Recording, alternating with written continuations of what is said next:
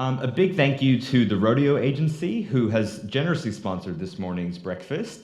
Rodeo is actually hiring as well, and here is their wonderful ad over here. And so you can read more about it. It's also on the Creative Mornings webpage. But yes, if you're interested, the email address there is ranch@rodeoagency.com.au. So thank you very much, Rodeo. Some other thank yous as well. Matt and Michael from Saxall for doing the camera work and the filming and putting all the videos up on Vimeo. We should be up about a week after, where you can also see last month's lecture, as well as all the future ones. Photography, Luke Hahn, also from Rodeo Agency. Thank you so much, Luke. But also, yeah, there was a really big crew that kind of helps put this whole event on. And yeah, everyone's been so generous with their time. Steph on sponsorship and helping organize that. Bobby, who's been working on the hospitality and setting up our whole little food trough over there. Emily and Melissa on social media. Spencer, our speaker liaison. Candy in graphic design. Eleanor and Alice, Renee, Sarah, and Dan all on the door and helping kind of set up and break down. So thank you very much to everyone on the team for helping out. So yeah, without further ado, I'd like to introduce Lucy Feagins from the Design Files. I think she's someone who needs little explanation in Melbourne, but if you haven't seen the Design Files blog and all the related projects, it's really a vital part of Melbourne design and creativity, covering things from really all aspects across the spectrum of design and creative thinking. And so Lucy has a great presentation she's going to take us through. We'll be going for about 20 minutes. We'll open the floor to Q&A after that, wrap her up around 8:30, 8:45, and then you can be on your way from there. So yeah, without further ado, Lucy Feagins.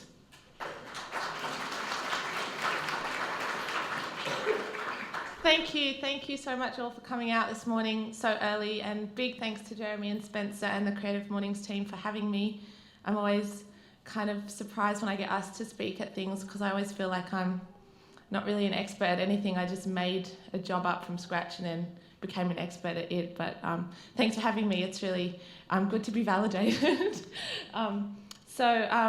Yeah, as Jeremy said, I write a blog called The Design Files, which is Australia's most popular design blog. The website currently has a readership of 130,000 unique visitors a month, which is pretty good. And we just last month, when we launched a redesign, and hit over 1 million page impressions in a month. So we're pretty happy about that. And yeah, it's a dream job. It's a lot of work, but it's great fun. So thanks for reading, because that's you're the people that make it a job. So today, I think at Creative Mornings, you're not really supposed to speak too much about yourself and your own business. So I'm just going to give a tiny intro about myself, but then I'm going to talk about something related very closely with what I do at the Design Files, which is what I'm calling the new image economy, which, it's just new ways of thinking about making images and publishing images, and the way that images are kind of commissioned and sold, which is kind of changing really quickly because publishing is going through a lot of changes, and it's an interesting time for independent creatives, and it's an interesting time for me. So it's kind of it's an interesting subject. I hope there's that you guys that it's relevant to some of you guys. I'm assuming there's a lot of creative freelancers in the room. So yeah, as I mentioned, I started the Design Files about 4.5 years ago in early 2008. And, aside from snowballing into a bit of a beast, the Design Files has also meant a lot of publishing opportunities for me outside of the blog. This is my website. Not long after starting the site, when I started the site, I was working in the film industry as a set dresser, which is similar to being a prop stylist and interior stylist. And so it was kind of a no-brainer. As the site started to get a bit of notoriety, a lot of magazine editors were in touch with me. this is probably a couple of years ago now, maybe 3 years ago. And I started working on a kind of freelance basis for a number of different design publications and interiors publications. A lot were out of Sydney, magazines such as Inside Out, Australian House and Garden, Design Quarterly, The Age Melbourne magazine locally, Artichoke. So, you know, I've kind of learned a lot about publishing in the last 3 or 4 years, and I've had a bit of a crash course in, you know, what I'm calling this new image economy, which is, you know, how beautiful images are made, what they cost to make, and the value of consistent original imagery for publications, really, online and in print. So I'm going to share some of those ideas with you today, and you know, I think it's a really interesting time for us as independent creatives. Yeah, I hope you find it interesting.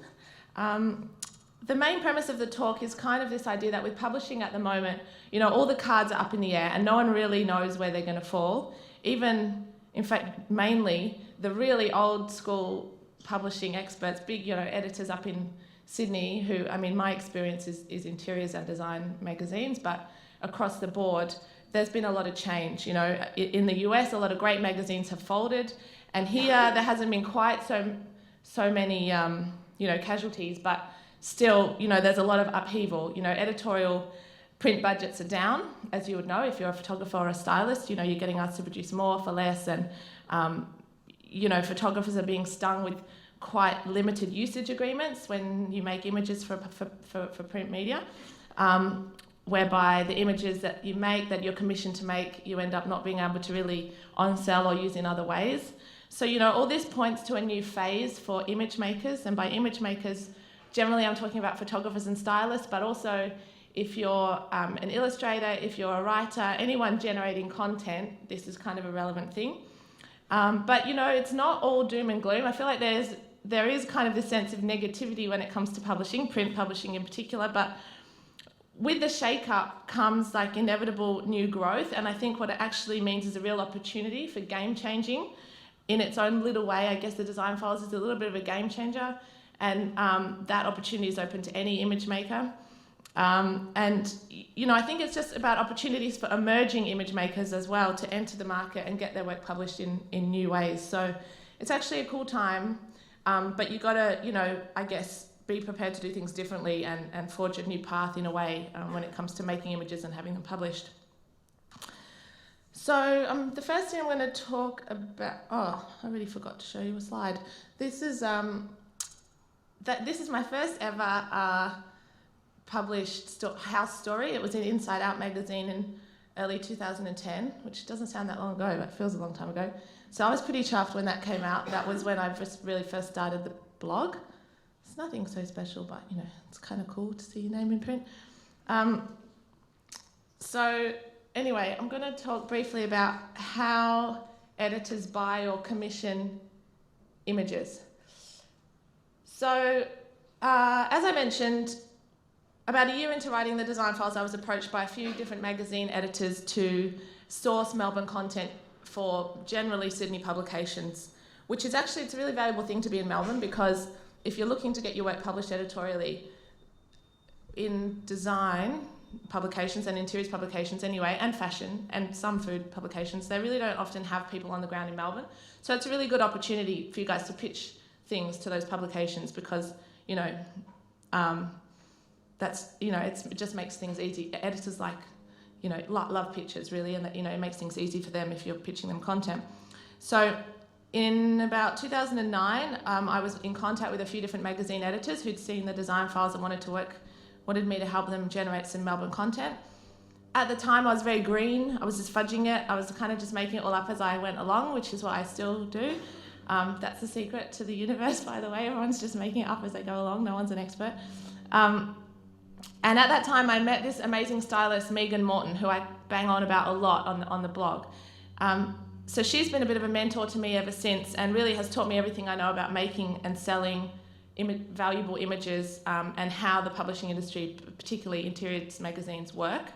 And so what I learnt was that in interiors magazines, images for editorial are basically commissioned or secured by magazines in two ways. The first way is old school. Someone in a magazine will source a story. Let's say it's a house story, because that's the biggest kind of commodity in interiors publishing. So they'll source a house. If they're in Sydney and the house is in Melbourne, they probably haven't seen the house, but they kind of see a few snapshots, or an architect pictures it, and they want to shoot it. So they hire a photographer in Melbourne and a stylist in Melbourne. They pair them together and they commission them to go and shoot a house. That will usually take a day. A stylist will probably get paid anywhere between $200 and $500 at the upper end, more likely to be about $400. A photographer for editorial will get paid anything from, say, $400 to $1,000 a day, usually more like around $800. So for about $1,500 or so, if they can get that shoot done in a day, a magazine can get those shots and get that story produced. But there's a lot of room for error, because usually the Sydney editor hasn't seen the house and doesn't know really if it's that good. They don't know, the photographer and the stylist may not have worked together before. There's so many unknowns really, and you don't know how many images you're going to end up with. You don't know how many pages that's going to fill. You don't know if it's going to work for your summer issue or your winter issue. So, these days with print budgets shrinking a lot, that is becoming less and less common. And also, it's not great for photographers either, that model, because it means that often your work's commissioned and then it goes to the magazine, and you have very little opportunity to use those images in any other way. Depending what the publication is, you are often limited. You can't sell those images elsewhere. Sometimes you can't even use them on your own website or for your own projects. So it is quite limiting. What is the new model, and what's happening more and more, is a much more independent way of working, where photographers and stylists will join forces independently, will source stories. Usually the stylist will source the story, a house or a creative profile. Obviously the advantage here for image makers is like a real sense of driving, that process themselves, having the creative control, not really having to be too, the risk is spending a day doing work you might not sell, but the upside is, the major upside for those image makers is that they retain the copyright and the usage kind of rights on those images. So you sell it once to a magazine, but then you have the potential to sell it again internationally. You have the potential to use it for your own online blog after it's been published, or potentially to sell those images in a kind of stock gallery format, so that image has a number of lives beyond that first usage. For the magazine, there's no risk. It does cost them more to buy that story, but it's like you're selling them something, they know it's going to work. If they've got a beach issue coming up, they've seen the shots, they know it's going to work, they know how many pages it's going to fill. It's kind of like good for everybody. So one example of this is Room Images, which is Megan Morton's website. It's one of Megan's businesses. So Room Images is a website, it's a business that she runs with a photographer called Jason Bush in Sydney. They work together, they shoot a number of stories, mainly houses, but also other stories. And they sell those stories as packages to different magazines here and internationally. They sell them at a premium because they really are the best at what they do. But it's just so convenient for editors as well, because if you have a look, I don't know if you can see that, you have to log in to see this website. Not everyone can see what's on there, obviously, because these stories haven't been published. But, if you're an editor and you've got a issue coming up with a particular theme, you can go on here, you can search by, coastal homes, architectural homes, city homes, tiny homes. You can just look at all the bathroom shots. You can just look at all the kitchen shots. You can just look at all the shots that have blue, depending what your feature is. It's like the easiest way to put your magazine together. And all of these shots, or most of them, haven't been published before. So you get first rights to those images. So it's pretty brainy thing to set up. The other great thing that these guys do, which is kind of cool, and really again is about putting them back in the driver's seat, is that they email all the editors, all the good editors in Australia, weekly on a set day, and send them all the stories that they've made in that week or few weeks. So what that means is that the editor of Vogue Living, Inside Out, Real Living, all get that email on the same day. So you can imagine if there's a story that's really hot, they have to pounce, because otherwise someone else will get it. And as an editor, which I kind of am in a bit of an unprofessional way, if you see a story come to you and it looks so hot and you want to run it, you have to it's, you'll consider any story, even if it's not from an established person. If the shots are great and you can see the story working in your publication, you'll consider buying that story. So it's a really great time for people, especially if you're emerging, to get your work published, because all it's about is the quality of what you're producing, not about the experience, you might have. So it's kind of unsnobbish in that way. The first rights is just basically means the first rights to publish an image. So obviously the most valuable thing you can do is publish an image that hasn't been seen before. So in industry terms, that's called first rights. For the design files, I'm really obsessed with two things at the moment. I'm obsessed with creating what I call magazine quality images. I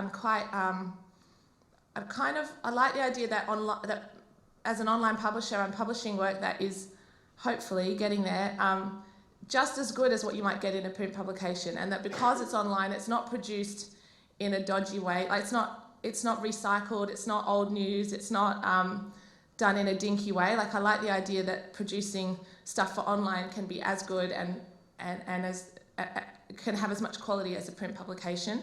Just because it's online, there's no reason why it shouldn't.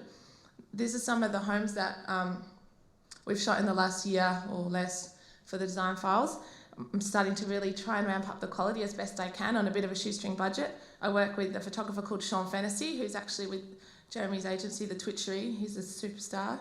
I've got to get as much out of him as I can before he's famous. So yeah, I'm obsessed with creating magazine quality images, and I'm also obsessed with shooting original images from scratch. So wherever I can, I feel like I want an image I put on the design files to be an image no one's seen before, and the only way I can be sure of that is to shoot it myself. So I just feel that really what's important and what is the value of the design files is creating content that hasn't been seen before, and really making sure that the readers feel that everything on the site is custom made, especially for them, especially for this publication. So what I've learned is that really the most valuable thing that you can put on the internet or put in your publication is a brand new, seriously hot image. Because, image proliferation is so rife on the net, and, so few websites create content from scratch. And so for me, it's a no-brainer. If I want to stand out and, really offer design files readers something different, then I feel like it's all about creating, beautiful, consistent, original images that haven't been seen before. And I still get butterflies in my stomach when I know that we've shot a spread that is, going to be really beautiful on the design files and is going to, just push the design files to another level. I'm also obsessed with Pinterest, big time. Thanks to Lisa Marie, my new assistant, for teaching me Pinterest. I felt really old. I'm 31, and I felt like I was across the internet. And then Lisa was like, "You've got to get on Pinterest." And I was like, "Oh, I don't get it." And she gave me a lesson. Lisa's 23. And I felt so old. I when you feel like your parents, like, "Oh, what do you do now? Where do you click?" But anyway, I'm a total convert, so you've got to get on Pinterest. I'm sure you all are on it.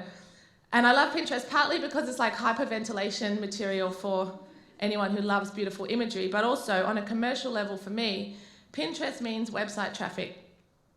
The majority of design files readers come from Google, organic. The number 2 referring source for traffic to the design files is Facebook. That's pretty normal. And the number 3 referring source is Pinterest, already in like a year or two, in the last 18 months. And crucially, unlike Facebook and unlike Google or direct traffic, 70% of Pinterest referrals are new readers. So people that come to the design files that have never seen it before. So people that are just surfing Pinterest, see an image that's from our website that we've produced, and then come back to the design files. So that's a pretty good thing for any publication. Pinterest does divide a lot of people. A lot of old school photographers don't like it for obvious reasons. It doesn't, it's often their work goes uncredited and whatever. But my feeling is that really in the new image economy, you can't fight image proliferation, and your shots will end up on the internet. So you might as well be the person that puts them there and gets that traffic, And I think the days are gone where a publisher or an image maker could hold tightly onto an image and hope that expect not to see it anywhere else. I think nowadays the best you can hope for is to be the first person to run that image, and then to just keep making images and give them over to the internet because you can't fight it. So, I like that idea that Pinterest is kind of keeping everyone on their toes. Now I'm going to show you a sneak peek. You may not be as excited as I am about this, but just talking about shooting product and trying to up the ante with shooting stories and trying to up the ante with the product, the image quality on the design files. We just shot this spread on Monday this week, and we're running it next Monday. So if you haven't seen this yet, it's going to be on the site on Monday for Man Week. It will be a men's gift guide. Anyway, I shot this in studio this week with Sean, and I feel like it's magazine quality, just quietly. And that's kind of what I'm about, really making the content so hot that people look at it and go, wow, I cannot believe this has been made just to run at 600 pixels wide on the internet, because, that to me seems pretty cool. So what does all this mean for freelance image makers? Well, essentially, the changes in the publishing industries are really, I think, pushing creatives, independent creatives and freelancers to take control. Missed my slide. One thing, there are two key points, I think, if you're going to take anything away from this little talk. The first is to work backwards. What I mean by that is, I think when it comes to editorial, being commissioned and paid a day rate for your work is kind of a thing of the past. In the new image economy, I think it's about making the images first and monetizing them second. And the reason for that is that keeps you in the driver's seat as an image maker.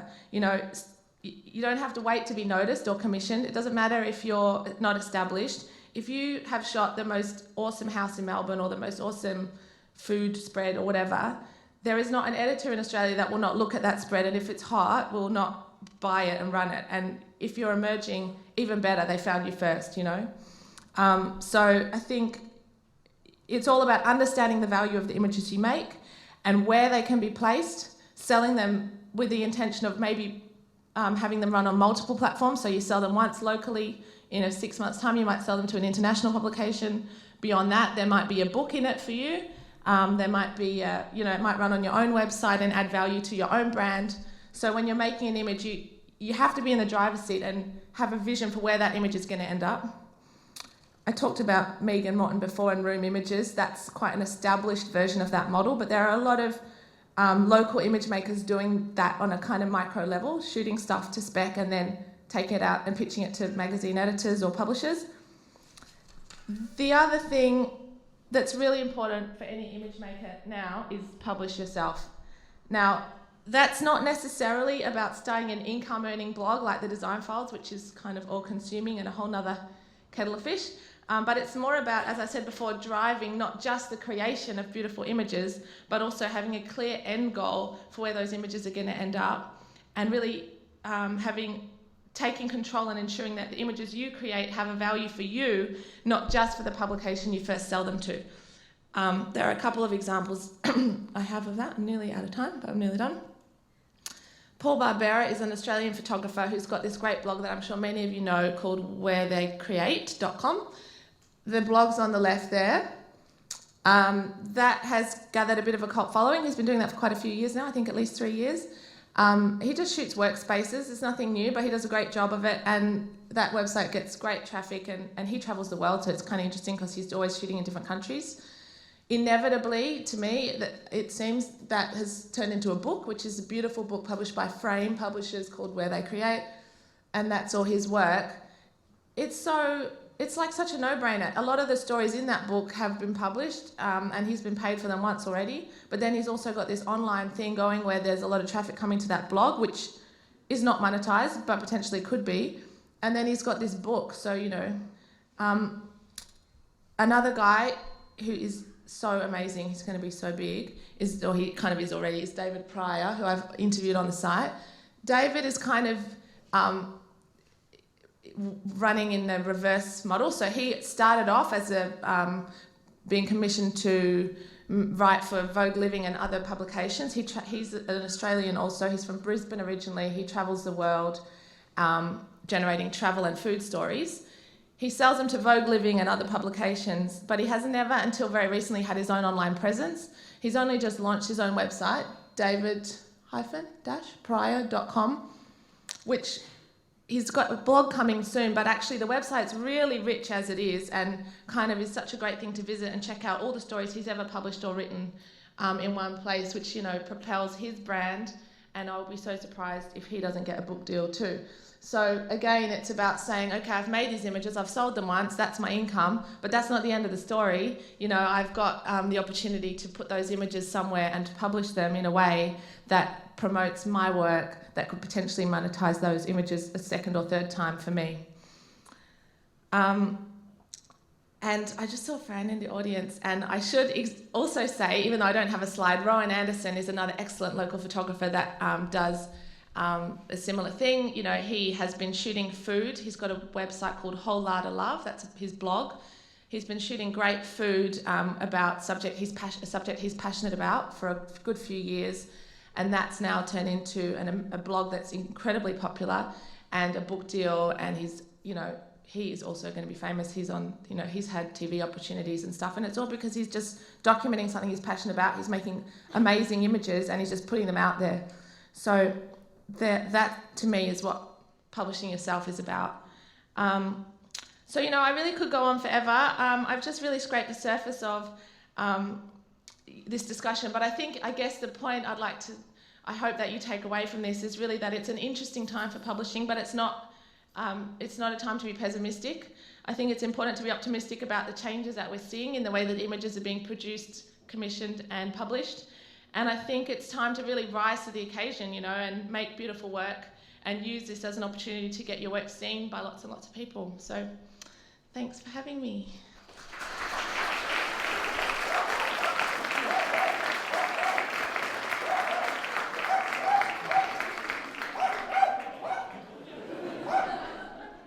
You have a very enthusiastic fan.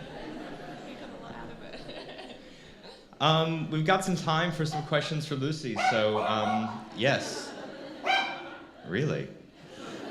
Does anyone have any questions? Yes, someone. Yeah. Nobody wants to be the first. Yes.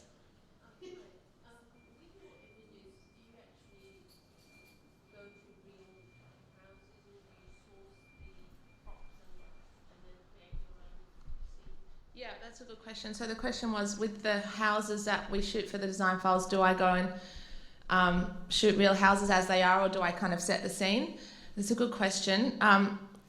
I don't really do any styling at all. I kind of have learnt that actually the smart thing to do is to find a house that's ready to go. It's actually a lot more work to, you know, dress a house up from scratch. So I feel like for the design files, there's more interest anyway in a real home that isn't too kind of overstyled and too big budget. So no, I mean, there's ways that you shoot a home. There's a lot of stuff you don't see. We frame it so that it looks beautiful in every angle, but I don't really set the homes up, no. And having more fun creatively doing like the product stories, I guess that's where I'll head for slightly more creative shoots from now on, yeah. Yes?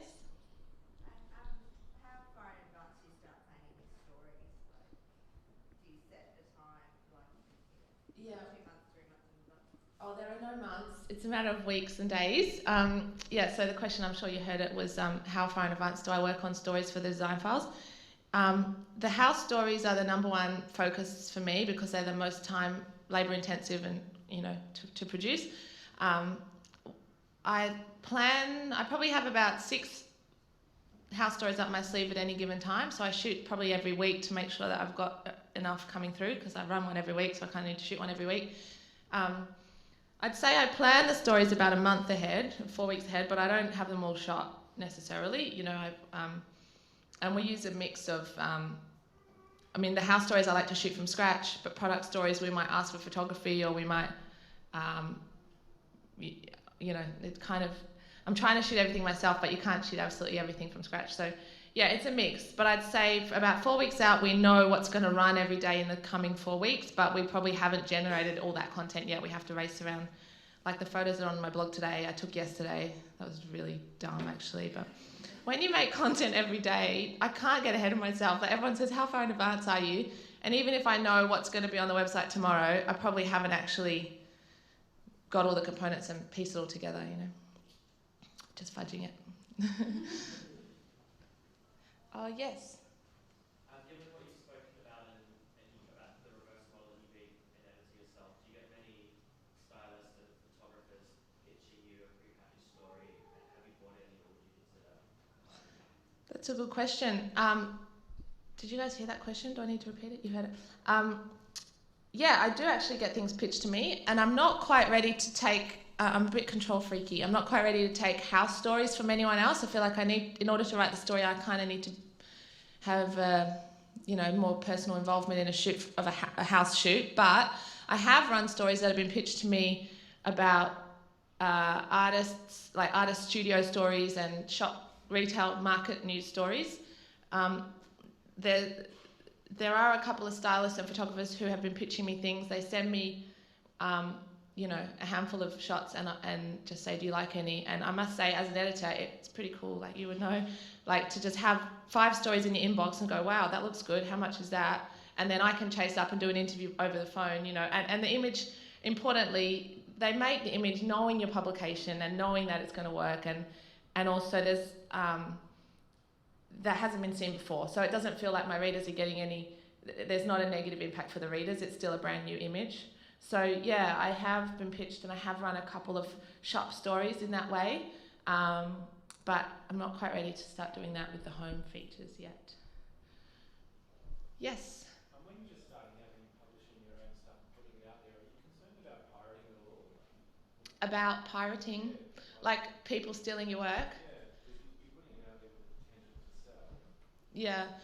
Yeah, that's tricky. So, yeah, if you make an image, I would be concerned. It's that whole thing about the value of the first rights to publish the image. I would say if you have shot a story with the vision of selling it, you probably can't put it on the internet until you've sold it. I've had a bit of that trouble before when I used to work for magazines. I don't really work for magazines anymore because it's just impossible for me to publish anything on the design files and sell a similar story to a magazine, even if it's not exactly the same. If it's like, if I interview Becky Orpin, but then I shoot Becky Orpin's house and try and sell it to Inside Out, they'll be like, oh, we can't run that, you've just interviewed her on the website, So you're right, you have to juggle it, you have to give it out to, you have to have a vision for what the first rights will be, chase that first, and then once that's secured, look at a second and third publishing opportunity, I think, which will often then include publishing in your own kind of online platform. Yeah. Yes? I think you're sort of you already strive to create original content like every day is really, really impressive. But particularly that you do a morning email Yeah, it comes every weekday, yeah. Yeah. So does that must generate so much email traffic for you from artists and designers, photographers, and everyone in the creative industry. How do you manage that? Yeah, it does. I get a lot of emails. I'm really bad, actually. I don't reply to them all anymore. Emails. Yeah, emails is like my number one thing. It's probably the same for everyone. It's like the number one time, sucker. It can be good. I get a lot of pictures and a lot of, I used to, before the design files was popular, I used to have to really chase content. And now I'd still do that, but a lot also comes to me because, and now that the design files has a good readership, I feel like people see the value in being part of it, so I don't have to fight magazines for a story. Do you know what I mean? I feel like if I saw something, it's not going to get pulled away from me by a magazine because people understand the value of being featured on the design files, which is a great thing. So I can't complain about the email, but yeah, I do get a lot of emails and I don't always reply. Sorry about that. Yeah. Yeah. I don't really have a system, I must admit. It's just like, I don't know, a million flags that, and yeah. Anyway, any tips would be appreciated. Yes? You mentioned that as an image maker, you can't stop your work because it's already on the internet, so you may as well be in control. Is that an opinion that has changed? What happened when people first started stealing your work? Yes, that's a good question. The cycle for me has been this. I started generating a lot of original content on the design files, and the first thing I noticed in the first year or two was that content I had produced, I feel like journalists were researching stories using my website early on. So I'd see people I'd featured and houses I'd featured in magazines and in the weekend papers, and I'd be like, there is no way that can be a coincidence. That's that same writer, and that's at someone I've just featured a few weeks ago. So the first stage was feeling like that, and then the next stage was, feeling like, the images get taken from my website and, blogged, reblogged, Tumblred, Pinterested. And yes, you're right. At first it was frustrating because I'd be like, I made that image, that's annoying. And I have actually become a bit more zen about it because, as I said before, I've realised that actually that's part of the popularity of the site. Those things do send traffic back to me. And then also, it's just relentless, and it's just, you just drive yourself crazy if you're worried about it.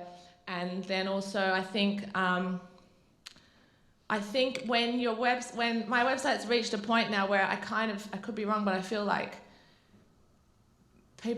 the good people know where that came from. The people that read my website know, and I just feel like I haven't lost value. If I got to print or publish, I should say, that image first, then that's my value, and that's a value to the readers. And then if it proliferates beyond there, that's okay, because I just want to be first, Something that I've noticed, like in the creative community, that I think is an advantage is that, especially having a big fan base, when people feel that someone is wronged in that way or if things are used like against their will, they know that there will be kind of people that will come up and say something, and there is that accountability there, even though it sometimes doesn't feel like it. Yeah, I agree.